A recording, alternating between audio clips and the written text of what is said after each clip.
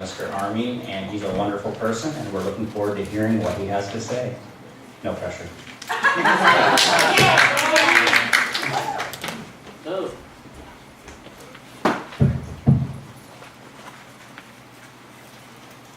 Good afternoon, everyone. How are you?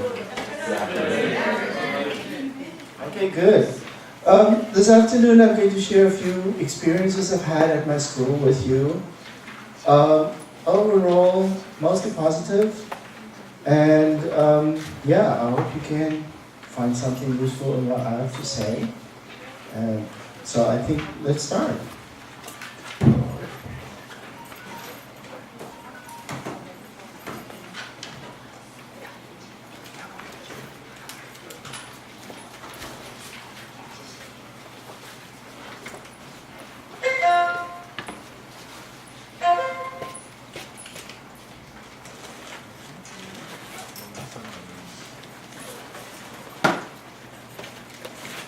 Okay, one of the first things I'm going to talk about here is preparation.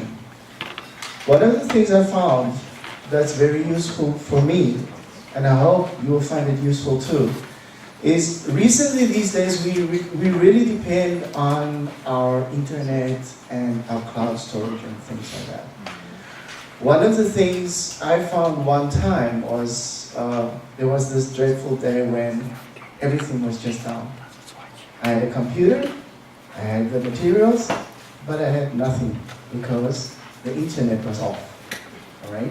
So one of the first things that I learned is whenever you are preparing anything, make sure to have a backup disk with you. That way, if anything happens, you have a plan B. Alright? Of course, if plan B doesn't work, plan C. Plan C would be you take your basic stuff and you go back to the good old days of teaching. The blackboard, the flashcards, the textbook, etc. Okay? So, one of the things I've learned, be prepared for anything. Go into the class with A, B, C, D, E, even F. Alright? So that's what you're seeing here. That's me. Alright? I like to be prepared. Okay. So what to talk about? Well, when I went out to my school, the first thing I did was this is actually not the one I want to show you. This is the one you know. One moment. There. Okay.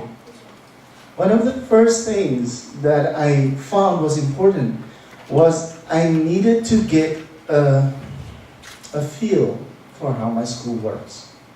So for that, in the vacation time, just after our orientation, I contacted the school by myself. And I asked them, is it possible for us to meet, talk to each other? Is there any resources, materials? Is there any suggestions you want to make to me? And that worked out fairly well. So what we had was that I met up with the principal, and I met up with the director of academic affairs, and we chatted. Okay, I also met up with the accounting director, etc., etc. And really, it's a good idea to get to know all of these people and who they are and how the school works. Okay, that's really a good idea. So that's what I'm talking about here when I talk about discussion. So from that discussion, I found, okay, this is the first year that they actually have an English teacher in their school. So that was something to think about. Okay, immediately that put me in a position where I know, okay, we're either going to have to do the very basic here, or we're going to have to assess where they are. Okay, in my case it was assess where they are. After much conversation, one of the things I found from them is that the principal in particular and all of the rest of the staff are expecting me to get these kids to talk. Okay, that was their key consideration. Now, as far as that is concerned, of course that is playing right to my ballpark because that's where I'm at. I can speak, right? So, then of course we had to discuss exactly what we were going to do about that, how we were going to go forward, etc. Now, so the second point there is very much where I arrived at. Okay, you want speaking and listening. And then we had a further discussion about this, and I asked him, okay, you want speaking and listening. How dependent are you on the materials? Okay? And because, look, when I look at the materials, there are some issues there. Sorry. The materials are just not that great. Especially if you want to do speaking and listening. You just don't have the materials readily available. Okay? So that was one of the issues that came up. So I said, oh, very, very well. Let's then have a look at that. For reference purposes, please give me your materials. And I will take a look and see what I can make with them. So that's what I did. Now, because I wanted speaking and listening activities, for me, speaking and listening activities is we have a conversation. That's the big deal.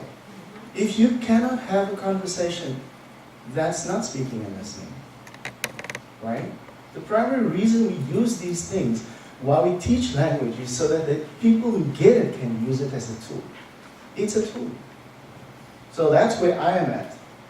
So finally, look, I've had some experience with this before. I looked at the materials they had and I said, well, what can you really use from here? And then I went and I tried to take out the pieces of these things and put together something that I thought could work.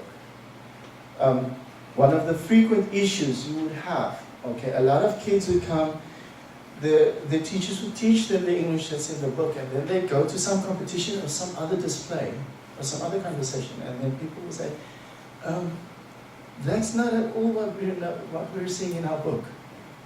It doesn't relate. It doesn't make sense. Is that really how they speak? That's the most common question I've come across, right? So each of the things that I've done, I've taken what they've got and I've tried to make it relate to something that is important or is useful. Okay. So there you are. There's me. That's my classroom. Okay, when I went to the classroom the first day, I said, yuck. And the next day I came into the principal and the deputy principal and I said, please can I have some cleaning stuff and some paint? And I painted the walls and I prepared everything. A little bit of elbow grease. You know, they liked it because they saw me busy doing something for the school. I liked it because that gave me a control over the environment I'm going to be using. All right. Anyway, this is my classroom that you see here. So at this table here, this is my director, this lady here. She's the director, and these are my two main English teachers. I interact with them almost daily. The ones in charge of the grade 6s, the others in charge of the grade 4s and the grade 5s. Okay. So we had a few meetings. Okay. Besides this one, there were other ones as well. Okay, we didn't just have these meetings.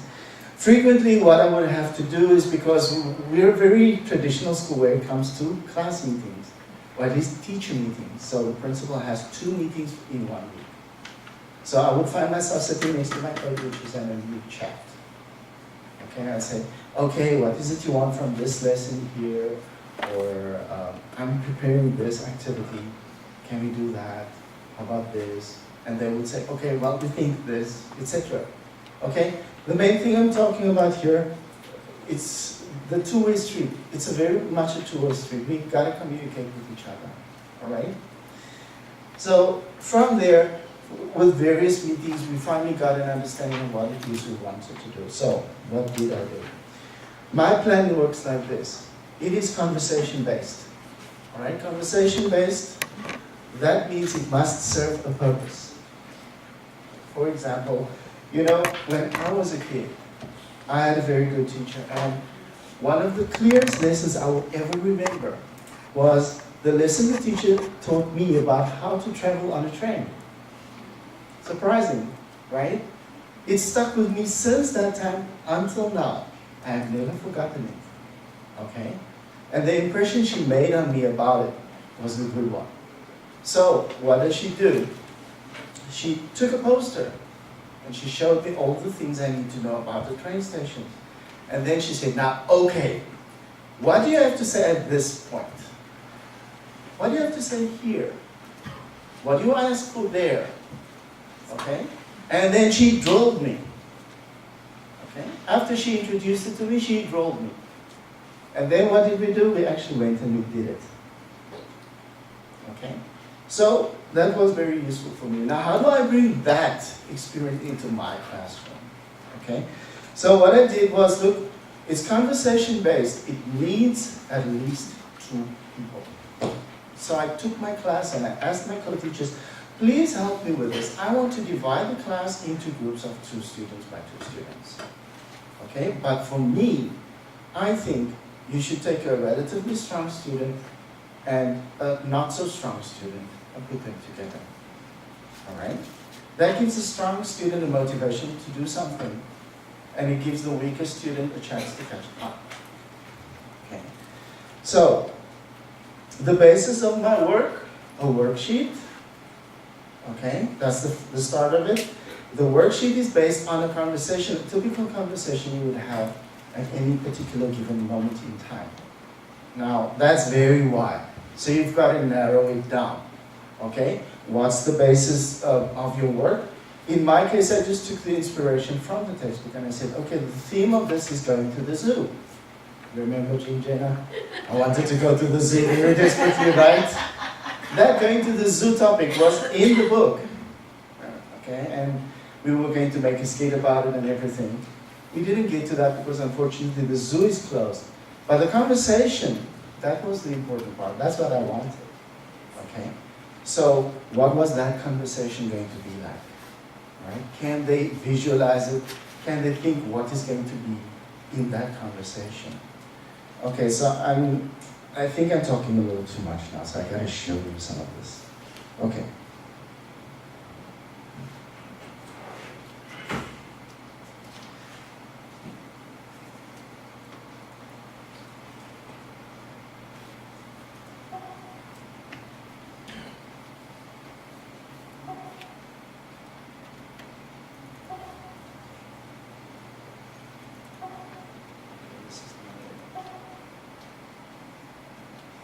Okay, so for me, I took this one. This is a typical one, all right? And I introduced the kids to the scenario. I said, look, okay, this is now jumping from the zoo topic to the going to the doctor topic. It's a grade 5 topic. I don't feel well, all right? How do you use that conversation? How do you use those vocabularies? I said, well, look, you're going to feel sick one day. Then you're going to have to go to the doctor. What are you going to say to the doctor? What's he going to ask you? All right? And then what I did was I showed them this video, introduced them to the topic. All right? And then I said, okay, now let's take that out, that conversation pieces, and let's use it. So, of course, it took some time. Now, one of the things I want to say here, when you do your worksheet, you've got to bring in all the elements that are necessary. Okay? Firstly, you've got to bring in the sentences that you want to use. Then you also have to get an understanding of where the student is at with that. Does he understand it? All right? So for that, I use drawing. Okay? I ask them, okay, this is the vocabulary, this is the sentence we're going to use. Can we draw a picture about that? Now, of course, many people are going to say, but hey, what if they don't know? So what I did, I first showed them. I showed them an example of each one. Okay, that was the interesting part, because when you do that, you show them the picture of each one, you can ask them, okay, what is this? What do you think it is? Right? Wow. Okay. Anyway, to cut the long story short, I see I'm running rapidly out of time here. 2 minutes. I know. Oh, the pressure. Okay. Just go here. Eventually I ended up with something like this. I think... No, oh, sorry. this one. Okay? So the first one. I feel hot. Okay, then the doctor will say, okay, you had a fever. Next one. Okay, this is after they already figured out what each one was. Now we have to practice the conversation. I feel something and my throat feels so. Can you hear they're following me, but they're actually kind of struggling with that, isn't it? Okay? So that wasn't the end of it. That was just the start of it, because then I said, okay, I don't have a video of this now. Wait, let me just see. I'm going to try this one and this one. No, sorry. I'm going to have to show you at another time. Alright? Eventually what I said to them, okay, you understand, or at least you know the vocabularies, you know the sentences. Let's try and be the doctor and the patient. Okay? And the students had to sit there in the waiting room and see one of the stronger students as the doctor, and then speak to them and say, okay, doctor, I'm feeling sick. And the doctor will say, okay, do you have a cough? Do you have a runny nose, etc. Okay. That's all I have time for, but that is basically what I have been doing at my school. Okay? The end result is that I hope that they can have a conversation in the future. Okay, thanks for your time.